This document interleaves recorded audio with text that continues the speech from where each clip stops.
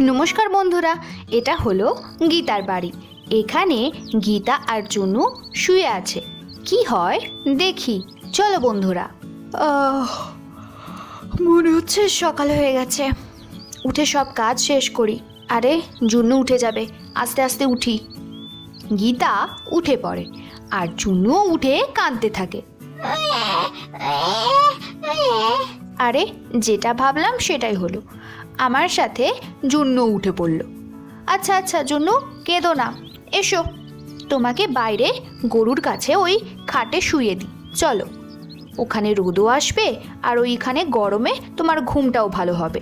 এসো বাবু। গীতা জুন্নুকে বাইরে বিছানায় শুইয়ে দেয়। ও জুন্নু, এখানে শুয়ে পড়ো, আমি তাড়াতাড়ি বাইরেটা ঝাড় দিয়ে দিই।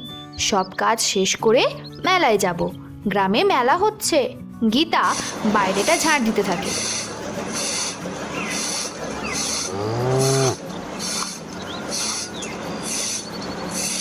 আর এদিকে গরুটা জুনুর কাছে এসে খেলা করছে।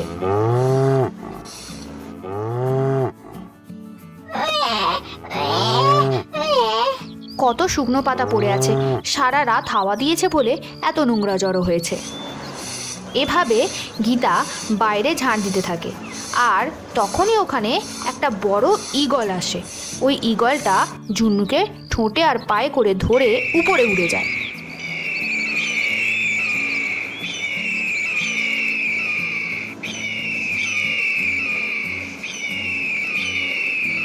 গরুটা ঈগলটাকে জুন্নুকে নিয়ে যেতে দেখে ওর পিছু পিছু দৌড়াতে থাকে।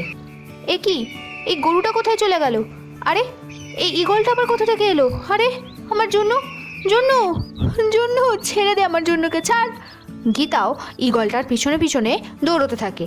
আর এখানে সীতার বাড়িতে সীতা, চিন্নি আর চিন্নির বাবা মেলা যাবে বলেও বেরোচ্ছে। আরে সীতা, আর কত সাজবে? কতক্ষণ ধরে সাজছ, তবু তোমার সাজা আর শেষ হচ্ছে না। মা তাড়াতাড়ি এসো, মেলা শেষ হয়ে যাবে এবার তোমার রেডি হতে হতে। হ্যাঁ হ্যাঁ আসছি। উফ, একটু ওয়েটও তো করতে পারো না তোমরা। আচ্ছা চলো, এবার আমি রেডি হয়ে গেছি। গীতা তখনই কাঁদতে কাঁদতে ওখানে আসে। দিদি দিদি, আমাকে সাহায্য করো। কি হলো গীতা, কাঁদছো কেন? দিদি, জুন্নুকে একটা ঈগল ধরে নিয়ে চলে গেছে, ওই ঈগলটাকে আর দেখতে পাচ্ছি না। আমার জুন্নু কোথায় আছে জানি না। দিদি, জুন্নুকে খুঁজে দাও তাড়াতাড়ি, চলো আমার জুন্নু। আরে গীতা, কী সব পাগলের মতো বলছো? এভাবে ঈগল কোনো বাচ্চাকে নিয়ে যায় নাকি? আমি তো কখনো শুনিনি।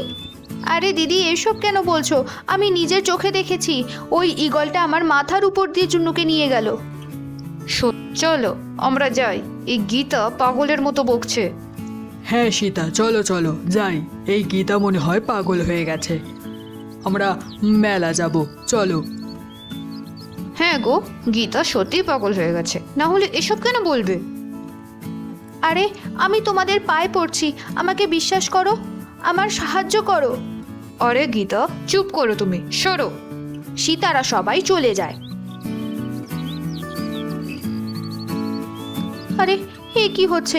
সবাই আজ আমার সাথে এমন কেন করছে?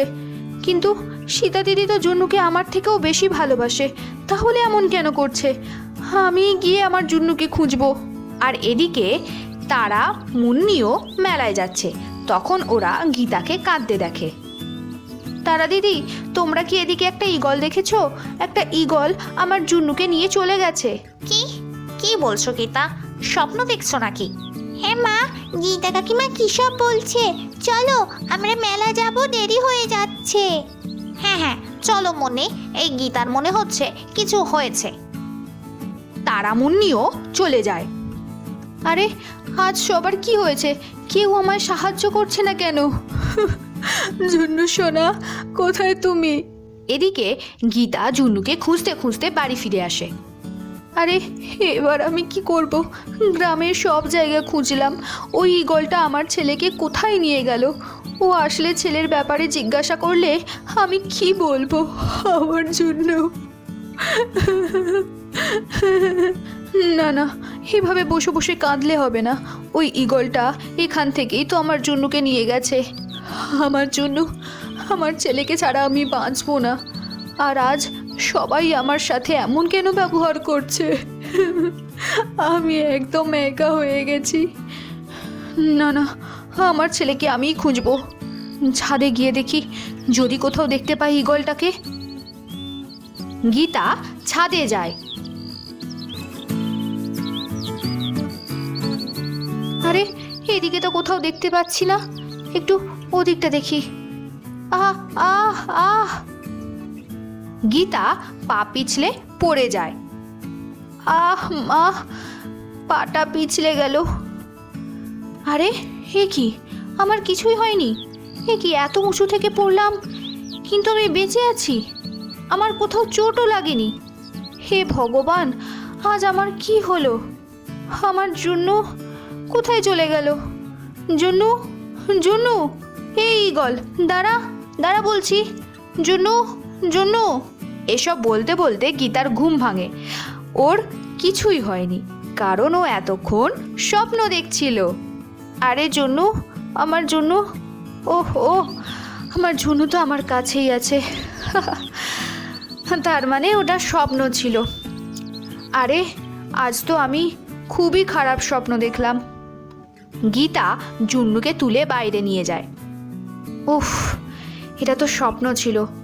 অনেক দেরি হয়ে গেছে, তাড়াতাড়ি সব কাজ করি। আচ্ছা জুন্নু, এই বিছানায় বসো তুমি। না না, তোমাকে শোয়াবো না, এভাবে কোলে নিয়েই কাজ করব। তখনই ওখানে সীতা আর চিন্নি আসে। গীতা, গীতা, কোথায় তুমি? ওহ দিদি, তুমি এসে গেছো? কি হলো গীতা, মন খারাপ কেন? মেলায় কেন গেলে না? আমি মেলায় তোমাকে খুঁজছিলাম। তোমার আর জুন্নুর জন্য আমি আর চিন্নি মিলে অনেক শপিং করেছি। আসলে আমি আজ একটা খুব খারাপ স্বপ্ন দেখেছি দিদি। দেখলাম জুন্নুকে ঈগলে নিয়ে চলে যাচ্ছে, কিন্তু তোমরা কেউ আমার কথা বিশ্বাস করছো না, আর আমাকে পাগল বলে সবাই চলে যাচ্ছ। আমার খুব খারাপ লেগেছে। গীতা, কি বলছো? আরে এই জন্য এত বেলা অবধি শুয়েছিলে? আমি তোমাকে কখনো এমন বলতে পারি? চিনি, তুমি জুন্নুর জন্য তো অনেক খেলনা কিনেছো, ওগুলো জুন্নুকে দাও। গীতা, বাচ্চাদের মতো ভয় পেও না, আমি তোমার সাথেই আছি। হ্যাঁ দিদি, আমি জানি ওটা তো শুধুই স্বপ্ন ছিল, কিন্তু আমি আজ খুব ভয় পেয়ে গেছি। তাহলে বন্ধুরা, এটাই ছিল আমাদের আজকের ভিডিওটি ভালো লেগে থাকলে অবশ্যই লাইক করে দিও, আর চ্যানেলটা সাবস্ক্রাইব করতে ভুলো না যেন। Thank you for watching.